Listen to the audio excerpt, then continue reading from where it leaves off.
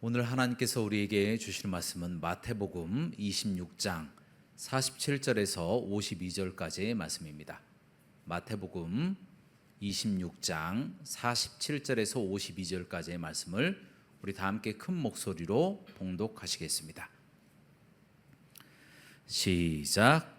말씀하실 때에 12 중에 하나인 유다가 왔는데 대제사장들과 백성의 장로들에게서 파송된 큰 무리가 칼과 몽치를 가지고 그와 함께 하였더라. 예수를 파는 자가 그들에게 군호를 짜 이르되 내가 입맞추는 자가 그이니 그를 잡으라 한지라.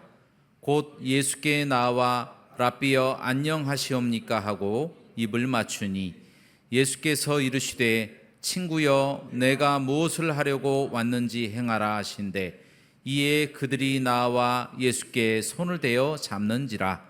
예수와 함께 있던 자 중에 하나가 손을 펴 칼을 빼어 대제사장의 종을 쳐 그 귀를 떨어뜨리니 이에 예수께서 이르시되 내 칼을 도로 칼집에 꽂으라. 칼을 가지는 자는 다 칼로 망하느니라. 아멘. 오늘 말씀의 제목은 세속권세 어느 정도까지 복종해야 하는 것인가 입니다. 말씀이 좀 길죠. 그래도 한번 따라해 보도록 하겠습니다. 세속권세 어느 정도까지 복종해야 하는 것인가.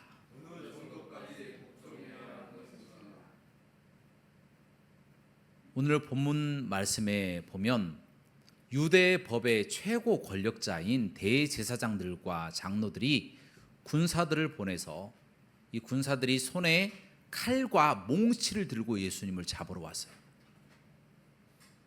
아무 죄도 없는 예수님을 잡으러 왔기 때문에 베드로가 예수님을 보호하려고 칼을 끄집어내 가지고 대제사장의 종 말고의 귀를 때려버렸어요. 그랬더니 귀가 뚝 하고 떨어진 겁니다.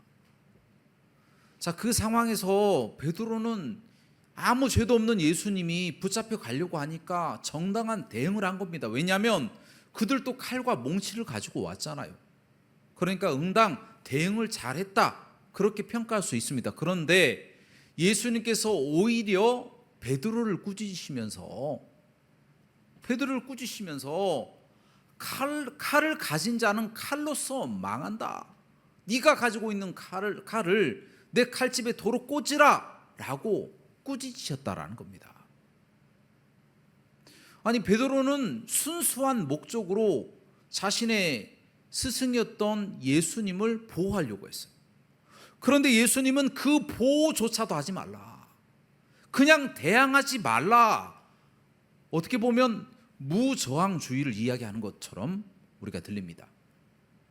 그런데 이 말씀 말고도 예수님께서 여러 구절에서 무저항주의를 이야기를 하고 계십니다. 마태복음 5장에 보면 너희는 악한 자를 대적하지 말라 그렇게 말씀하시고 계십니다.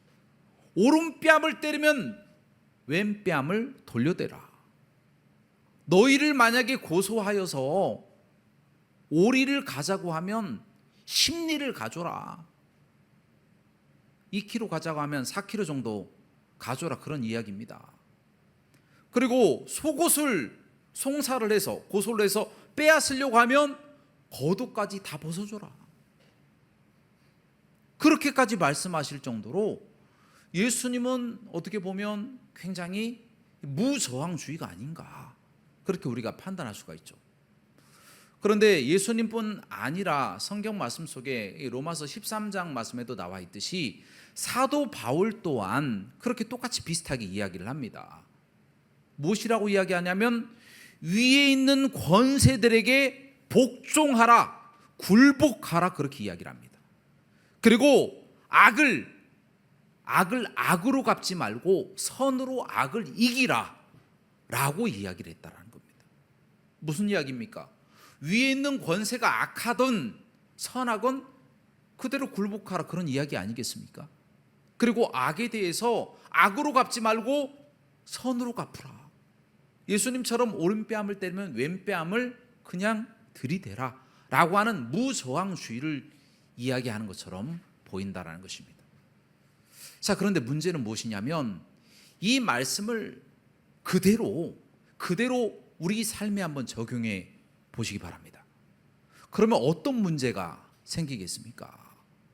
겉옷을 달라고 할 뿐만 아니라 우리의 재산을 다 달라고 하는 사람들이 있지 않겠습니까? 사회 질서가 문란해지는 것이죠. 범죄를 하더라도 다 용인하고 지켜만 보고 있다? 그러면 사회가 다 흔들리고 뿌리채, 기둥채 다 흔들릴 수밖에 없다라는 거예요.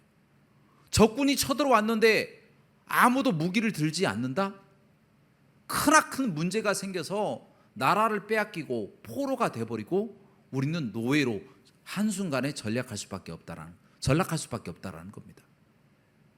그래서 좀 극단주의자들이라고도 하는 여호와 증인이라고 하는 이단은요, 무기를 들지 말라, 칼을 든 자는 칼로서 망한다 했기 때문에 이 말씀을 그대로 적용을 해가지고 우리는 무기를 들면 안 된다.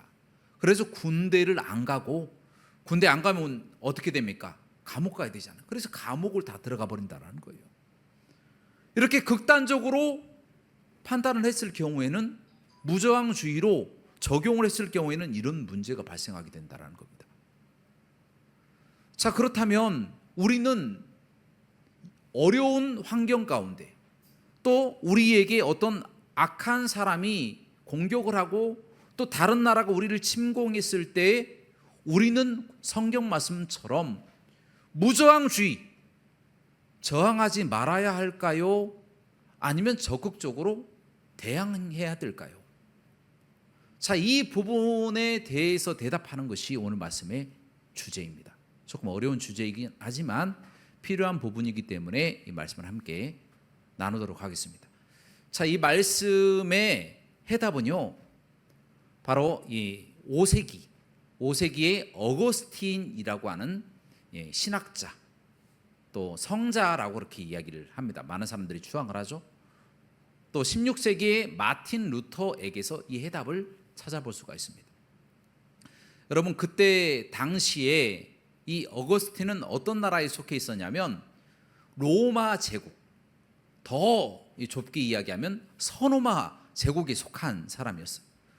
그런데 문제는 무엇이냐면 서노마 제국이 이 고트족, 서고트족이라고 하는 야만인, 그들이 봤을 때는 야만인들에게 위협을 당하고 있는 상황이었다라는 겁니다. 저 오른쪽에 훈족이 서고트족을 계속 압박을 하고 게르만 족속을 계속 위협을 하니까 이 사람들이 무서워서 계속 밑으로 치고 내려오는데, 어디까지 치고 내려왔냐? 로마까지 치고 내려왔다라는 겁니다. 그러나 그때 당시 로마의 국교가 무엇이었습니까? 로마의 국교가 기독교였어요. 그래서 많은 사람들이 로마는 해가 지지 않는다, 로마는 영원할 것이다, 하나님이 우리나라를 지켜주실 것이다, 그렇게 생각하고 있었다는 거예요. 그런데 어느 순간에 AD 한 410년경에 이 서고트족이 쳐들어와서 로마를 점령해버리고 말았다는 거예요. 점령해버려서 많은 사람들을 쳐서 죽이고, 여자들은 다 잡아가고, 폐물은 다 훔쳐가고, 교회도 회파하고 난리가 난 거예요. 한 3일 정도 그렇게 점령을 하고 밖으로 빠져나간 겁니다. 그러니까 사람들이 생각하기를, 하나님이라고 하는 존재가 과연 있는가? 하나님이라고 하는 존재가 과연 믿을만한가? 라고 그렇게 의심을 품게 되고, 이제 다시 과거의 로마의 신들에게로 돌아가자, 그렇게까지 이야기하는 형국이었다라는 것입니다.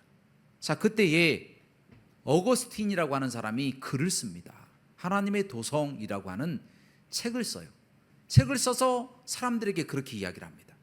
여러분, 낙심하지 마시기 바랍니다. 우리에게는 하나님의 통치가 있습니다. 그러나 하나님의 통치에는 두 나라가 있습니다. 한 나라는 하나님의 나라, 한 나라는 바로 인간의 나라, 인간의 도성이 있습니다. 하나님의 도성과 인간의 도성이 있습니다. 우리의 눈에 보이는 인간의 도성은 인간의 탐욕과 죄악 때문에 무너지고 다시 세워지고, 또 때로는 하나님의 심판으로 인해서 공격당하고 패망할 수도 있습니다. 재앙을 만날 수도 있습니다. 그 나라는 세워졌다가 멸망했다가 하기를 반복할 것입니다. 앞으로도 그럴 것입니다.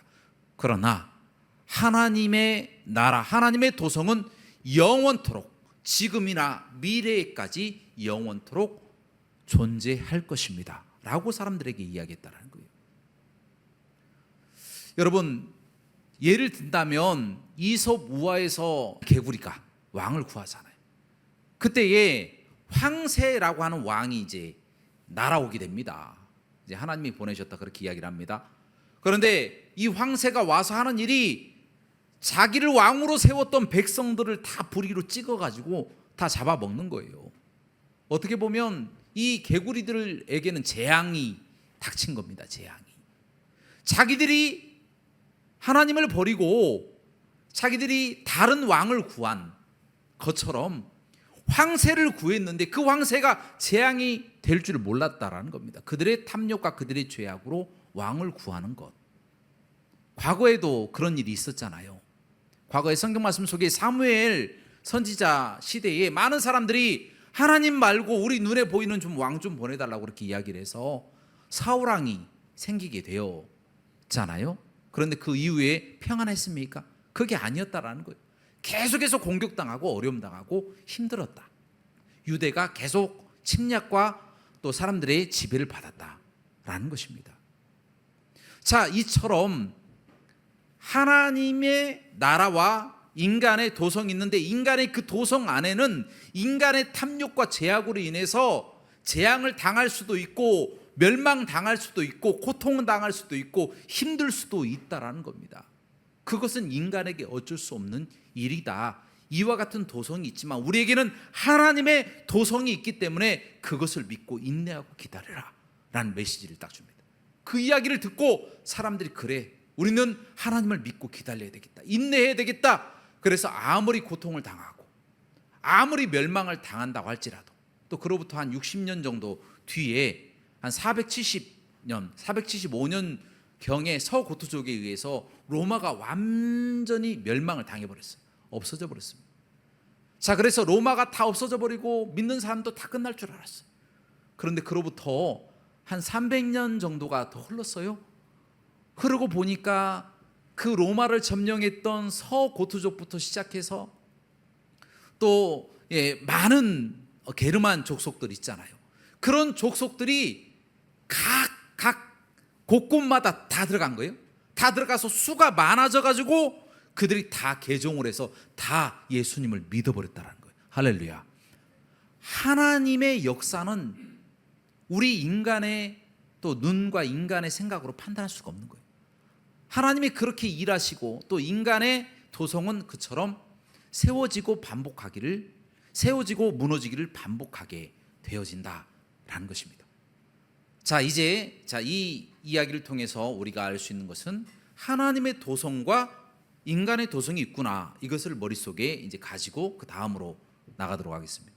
그 다음에 유명한 사람이 이제 16세기의 마르틴 루터입니다.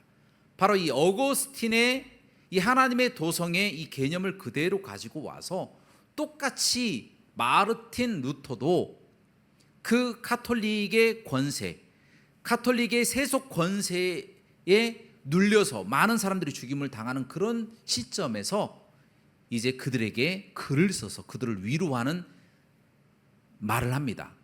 자, 그 주제가 무엇이냐면 루터 전집 중에 하나인데 바로 세속 권세 어느 정도까지 복종해야 하는 것인가라는 글입니다. 그래서 이게 루터의 글이에요. 그 글을 통해서 그가 주장하는 내용이 무엇이냐? 하나님의 권세가 이 세상에 있다라는 거예요.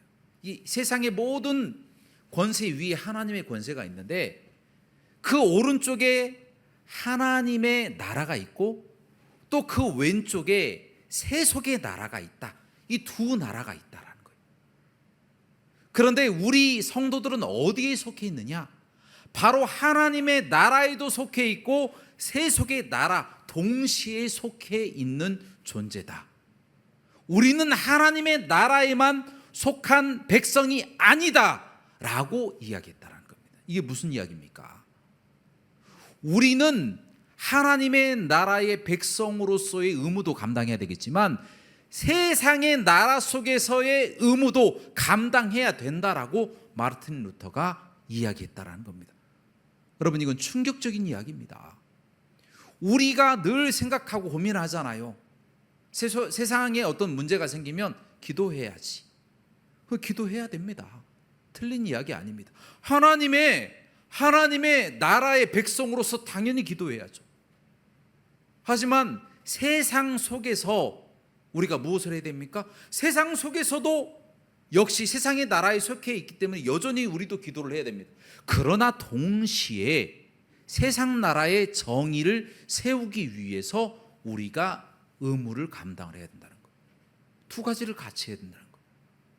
하나님의 나라의 백성으로서 또 세속 나라 속에서의 백성으로서의 의무를 감당을 동시에 해야 된다라는 겁니다.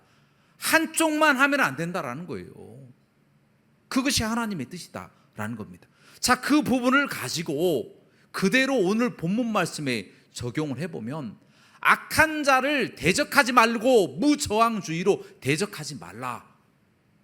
오른뺨을 때리면 왼뺨을 들이대고, 그리고 소송에서 속옷을 가지고자 하면 겉옷을 주고, 그리고 오리를 가자고 하면 심리를 가고, 또 바울이 했던 얘기대로 위에 있는 모든 권세에게 복종하고 선으로 악을 갚으라라고 하는 이 모든 말씀은 다 어디에 속해 있느냐? 하나님의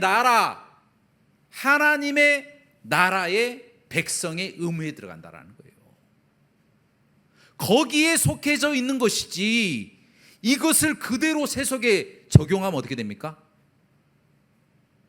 큰일 나는 거예요. 큰일 나는 거예요. 여기에 완벽하게 적용을 할 수는 없다라는 겁니다. 자, 이 부분을 다시 한번 설명하도록 하겠습니다. 하나님 나라에 있는 백성이 하나님 나라의 일을 감당을 해야 돼요. 그 일이 무엇이냐? 원수를 갚지 말고 사랑으로 오른뺨을 때리면 왼뺨도 들이댈 정도로 그들에게 희생으로 모든 것을 바치면서 세상을 변혁시켜 나가고, 기도하면서 오직 그들을 사랑으로, 아무리 우리에게 원수 진 일이 있더라도 그들을 용서하고 다 끌어안아야 된다는 거예요. 그것은 누구에게 하신 말씀이에요? 세상 사람들에게 하신 이야기예요. 그게 아니라 하나님의 나라의 백성에게만 하신 이야기다라는 거예요. 그래서 하나님 나라의 백성은 하나님 나라의 법을 지킬 의무가 있다라는 겁니다. 그런데 그것을 그대로 세속의 나라에 적용을 그대로 시켜버릴 수는 없다는 거예요. 그것은 그 사람에게 달려 있습니다. 그 사람에게 예수 그리스도의 장성한 분량에까지 자라가라 라고 하셨던 것처럼 그것을 세상에 적용시켜서 무조건 이렇게 해야 된다는 말씀이 아니라, 이 나라에 해당되는 법, 이 나라만에 해당되는 법이지만 이 법을 확장을 시켜서 너희가 희생할 수 있으면 희생해서라도 그 사람들을 붙잡아서 올바른 길로 이끌어라 라고 하시는 말씀이다라는 거예요. 그래서 칼을 든 자는 칼로서 망한다 라고 하는 말씀은 바로 예수 그리스도를 믿는 성도들에게, 하나님 나라 안에 있는 사람들에게 하는 이야기고, 세속에서는 당연히 칼을 들어야 될 때는 칼을 들어야 되겠죠. 적들이 쳐들어오고 적들이 우리를 죽이려고 하고 노예 삼으려고 하는데 내버려 둡니까? 우리의 재산을 뺏고 우리의 가정을 파괴하고 우리 아내들을 잡아가는데 내버려 둡니까? 사랑으로 감싸 안아주고 속옷을 달라고 하니까 겉옷을 다 주고 다 해야 됩니까? 그게 아니라는 이야기예요. 그 말씀을 잘못 이해하게 되면 어떤 일이 발생을 하느냐? 여호와 증인처럼 아무리 적군이 쳐들어온다고 할지라도 무기를 잡지 않고 놔버리는 거예요. 그렇게 당하는 것이 하나님의 뜻이라고 잘못 착각해버린다라는 거예요. 기도만 해야 된다? 그렇게 생각하고 기도만 하고 아무 일도 하지 않는다는 거예요. 사회 정의를 세우기 위해서 아무 일도 하지 않는다는 겁니다. 이렇게 되면 세상의 권력이 또 세상의 또 악이 이 세상에 창궐할 수밖에 없다라는 거예요. 그래서 우리는 세속의 이 정의도 중요하게 여겨야 된다는 거예요. 예를 들어서 2차 세계대전이 있잖아요. 2차 세계대전에 히틀러가 얼마나 많은 사람들을 죽였습니까? 죽였는데 당해야 됩니까? 그것이 하나님의 뜻입니까? 공산주의자들이 많은 사람들을 죽였잖아요. 지금도 공산 치하에서 얼마나 많은 사람들이 고통을 당하고 있습니까? 그러면 그대로 우리는 무저항하고 당해야 됩니까? 그것이 하나님이 우리에게 말씀하신 뜻입니까? 그게 아니라는 거예요. 하나님 나라에 속해 있는 사람들에게 할 수만 있으면 그들까지도 용서하고 너희가 희생해서라도 받아줘라라고 하는 궁극적인 목적을 말씀하시고 하나님 나라에 속한 법이지 이 법이 세상의 법은 아니다라는 거예요. 막아야죠. 나쁜 짓을 하면 막아야죠. 만약에 그들을 막지 않으면 어떻게 됩니까? 그들이 마음껏 고문하고 마음껏 죽이고 자기들이 하고 싶은 대로 할 것 아니겠습니까? 그럼 우리 그리스도인들로서 해야 될 일이 무엇입니까? 적극적으로 반대해야죠. 적극적으로 목소리를 내고 적극적으로 또 적들이 쳐들어오면 우리도 싸워야 되겠죠. 무기를 들고 싸워야 되겠죠. 그것이 정의를 세우는 길이다라는 거예요. 그것이 하나님의 나라와 반대되는 길이 아니다라는 겁니다. 당연히 반대를 우리가 하면서 저항을 해 나가야 되겠죠. 왜냐? 우리 하나님도 악을 싫어하시는 분이시기 때문에. 악을 허용하시지만 하나님도 악을 미워하고 악을 싫어하시고 악한 자를 두둔하는 분이 아니기 때문에 이 땅에서 이 땅의 법을 지켜야 된다는 겁니다. 우리 예수님께서 그렇게 말씀하시잖아요. 가이사의 것은 가이사에게, 하나님의 것은 하나님에게 드리라. 만약에 하나님 나라의 법만 이야기하셨다면 예수님은 가이사에게 세금을 내지 말라고 하셨을 겁니다. 그러나 우리 하나님은 명확하게 하나님의 것은 하나님에게, 가이사의 것은 가이사에게 바치라 라고 말씀하셨다는 겁니다. 그 이야기가 무슨 이야기겠습니까? 하나님의 나라의 법과 세상 나라의 법, 서로 반대되는 법이 아니라 두 개 다 양립하는 법이다. 다 세워지는 법이다. 두 개 다 중요하다라는 것을 우리 예수님께서 우리에게 말씀해 주신다는 겁니다. 물론 어떤 분들은 그렇게 생각할 수도 있습니다. 나는 무서운데, 나는 저항하기 무서운데, 그럼 이게 천국 가는 것과 지장 있는 게 아닐까? 그러나 안심하시기 바랍니다. 천국 가는 것 아무 지장이 없습니다. 아무리 세상에 악에 눈 감고 아무리 우리가 정의의 목소리를 부르짖지 않는다고 하더라도 천국 가는 데는 지장은 없습니다.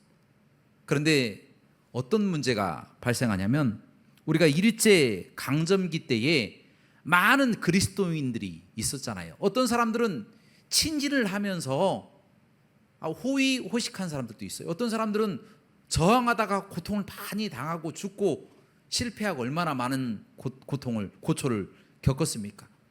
그러나 그럼에도 불구하고 일제강점기 시대에도 그들은 하나님의 나라의 그 왕국 안에 있었다라는 거예요. 고통은 있지만 하나님 나라 왕국 안에 있었다. 그리고 지금도 북한의 기독교인들 세상에 나라에 있습니까? 그거 아니잖아요. 기독교인들이 아무리 김정은의 압제를 받는다고 하더라도 누구 아래에 있습니까? 하나님의 나라에 있다라는 거예요. 속해 있다. 그런데 세상 나라에 속해져 있기 때문에, 동시에 속해져 있기 때문에 그런 나라에서 사는 것이 너무나도 고통스럽다라는 거예요. 우리가 만약에 이 세상의 악에 목소리를 내지 않고 방관하게 되면 하나님은 악을 그대로 내버려 두시지 않거든요. 악한 자를 결코 두둔하고 좋아하시는 분이 아니거든요. 그렇기 때문에 반드시 심판하시는 거예요. 심판하실 때에 나라가 공산주의로 갈 수도 있고, 나라가 독재에 빠질 수도 있고, 나라가 기근이 생길 수도 있고, 어려움이 닥칠 수도 있다라는 겁니다. 그 어거스틴 시대의 서로마 제국처럼 고통에 빠질 수도 있다라는 거예요. 악이 있으면 그와 같은 일이 생긴다라는 거예요. 그런데 그 악을 방치하고 내버려두면 어떻게 됩니까? 그런 어려운 나라에서 살 수도 있다라는 거예요. 천국 가는데 지장 없어요. 그리고 하나님의 말씀에 배치되는 것도 아닙니다. 그러나 세상에 살아나가는 동안에 얼마나 세상의 정의가 무너진 사회에서 살면 우리가 힘들겠습니까? 고통스럽겠습니까? 우리의 죄로 인해서 우리가 그대로 고통을 당할 수도 있다는 거예요. 개구리들이 왈왈왈은 강아지들이 하는 거죠.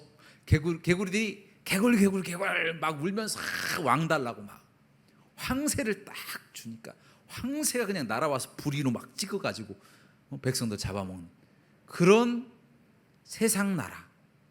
물론 이 나라도 무너질 거예요. 무너지고 다시 또 세워지겠죠. 또 이런 세워진 나라가 또 무너지고 다시 세워지기를 반복할 겁니다. 그러나 확실한 것은 하나님은 악을 좋아하시고 조장하는 분도 아니라 그 악 때문에 심판하시는 분이기 때문에 고통을 당할 수도 있다는 거예요. 그래서 우리는 적극적으로 악에 대해서 우리의 목소리를 낼 필요가 있다는 거예요. 그렇지 않으면 어려움을 당할 수도 있다. 자, 그렇다면 마지막으로 우리는 어느 정도까지 우리의 목소리를 내야 될까요? 극단적으로 생각하는 사람들도 있습니다. 예를 들어서 히틀러가 이 유대인들 600만 명 죽이고 많은 사람들을 학살을 할 때에 보네퍼 목사님이라고 하는 목사님이 있었는데, 이 목사님은 히틀러를 실제 죽이는 데 가담을 합니다. 암살하려고 계획을 세웠는데 드러나서 붙잡혀갖고 사형을 당하게 됩니다. 또 이 유대인들 있잖아요. 유대인, 예수님 시대의 유대인들도 열심당원들이 있었어요. 시카리파라고 그렇게 이야기합니다. 시카리파. 이 사람들은 항상 품속에 작은 칼을 가지고 다녔어요. 그래서 로마가 지배하고 있었잖아요. 이 친로마주의자나 로마의 높은 사람이 있으면 그냥 나쁜 짓을 하는 겁니다. 암살해서 죽여버리는 거예요. 아주 무서운 사람들이죠. 그렇게 하면 이 유대가 로마로부터 독립이 돼서 좋을 것이라고 그렇게 생각을 했습니다. 그런데 그 결과 정말 유대는 로마로부터 독립이 잠깐 됐어요. 한 며칠 정도 잠깐 됐는데 로마가 분노해서 AD 70년경에 티투스 장군을 통해서 레기온을 보냅니다. 군단을 보내버려요. 보내서 유대인들을 진짜 학살을 하는데 정말 무차별 학살, 남녀노소 할 것 없이 다 학살해서 죽이고 그 나라를 없애버렸어요.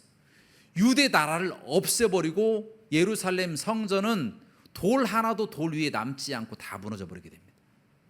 그래서 유대가 그때 사라져버리고 말았다는 거예요.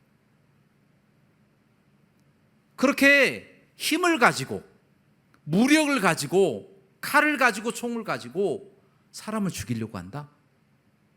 자, 그럼 어떻게 됩니까? 그러면 오히려 심판을 당할 수도 있다라는 거예요.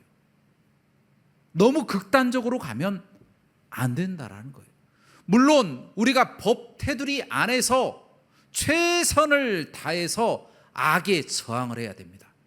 저항을 하고 수단과 방법을 가리지 않고, 그러나 이 수단과 방법이라고 하는 부분에 있어서 사람을 죽이거나 불법적인 방법으로 하나님의 악을 싫어하시고 악은 그 모양이라도 버리라고 했는데 그런 방법으로 저항을 하게 되거나 대응을 하게 되는 것은 하나님이 원하시는 방법, 예수님이 원하시는 방법이 아니다라는 거예요.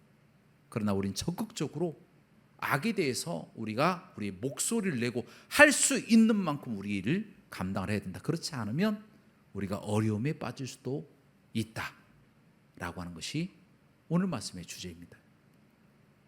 이제 오늘 말씀 제목에 대한 대답을 말씀드리도록 하겠습니다. 세속권세 어느 정도까지 복종해야 하는 것인가? 자, 이런 질문을 딱 던졌잖아요. 자, 그렇다면 저항해야 된다. 끝까지 저항해야 된다. 칼을 가지고 총을 가지고 저항해야 된다. 그게 아니고요. 저항하는 것도 하나님의 뜻이고 또 순종하는 것도 하나님의 두 개의 뜻이라고 하는 사실. 그래서 저항하는 것도 맞고 세상 나라에서는 저항하는 것도 맞고 하나님의 나라에서는 그냥 무저항주의로 우리의 모든 것을 다 희생해 가면서 사람들을 구원해내는 것, 그것도 맞다라고 하는 것. 그래서 이제 그 말씀을 종합을 해보면 무엇이냐면 우리는 하나님의 나라에 있기 때문에 구원받는 데는 지장이 없어요. 그럼에도 불구하고 우리에게 예수 그리스도의 장성한 분량에 이르기까지 자라가라. 너희가 어느 때까지 어린아이처럼 젖만 먹겠느냐, 단단한 식물을 먹는 자가 되라 라고 말씀하셨던 것처럼 우리를 희생해 가면서 그렇게 하지 않아도 되는데 우리를 희생해 가면서까지도 그 한 영혼을 전도하고 구원해내기 위해서 우리를 희생하는 것, 그것을 주님이 원하신다는 겁니다. 물론 못할 수도 있어요. 하지만 그렇게 노력하는 것, 그렇게 최선을 다하는 것이 하나님의 뜻이다라는 거예요. 그리고 세상에서도 정의의 목소리를 내고 잘못된 것은 잘못됐다, 옳은 것은 옳다라고 확실하게 우리가 표현을 해야 된다는 것. 어떤 사람들은 또 이렇게 이야기를 합니다. 교회는 기도만 하고 성도는 기도만 해야지 왜 정치에 관여하려고 하느냐. 교회 자체가 정치에 관여해서는 안 되죠. 그러나 성도 스스로는 정치에 관여하지 않으면 안 된다는 거예요. 반드시 관여를 해서 올바른 방향으로 나갈 수 있도록 우리가 우리 목소리를 내야 된다라고 하는 것. 그것이 세상 권세에 대한 우리의 바른 그리스도인의 태도라고 하는 사실을 잊지 마시고 하나님의 나라의 백성들처럼 우리 자신을 희생해 가면서도 세상을 점점 하나님의 나라로 온전히 바꿔나갈 수 있도록 그렇게 기도하며 또 열심히 부르짖고 또 행동하시고 또 정의를 위해서 우리 자신을 희생하며 나가시는 저와 여러분들의 삶이 되시길 주님의 이름으로 축원합니다. 함께 기도하시겠습니다. 사랑과 은혜가 풍성하시고 자비로우신 하나님 아버지시, 우리는 참으로 믿음이 연약하고 부족합니다. 우리가 하나님을 경외하고 사랑하는 마음이 있습니다. 하지만 우리가 지혜가 없으므로 또 때로는 우리의 또 믿음이 부족하여서 주님이 명령하신 우리 자신을 희생하는 일에 인색할 때가 있습니다. 하나님 아버지, 이제는 적극적으로 하나님의 나라의 백성답게 우리 자신을 희생하면서 많은 죽어가는 영혼들에게 우리의 복음을 우리의 몸으로 보여주고 우리의 삶으로 보여주고 삶의 예배로 그들에게 보여줌으로써 그들이 한 사람이라도 세상에만 속해서 지옥 가는 백성이 아니라 한 사람이라도 하나님의 나라에 속하여 함께 천국 가는 백성들 될 수 있도록 인도하여 주옵소서. 이 나라의 정의가 바로 서게 하시고 하나님이 원하시고 기뻐하시는 뜻으로 가장 좋은 길로 인도하여 주옵소서. 모든 영광 하나님께 돌리기를 원하며 예수님의 이름으로 기도합나이다. 아멘.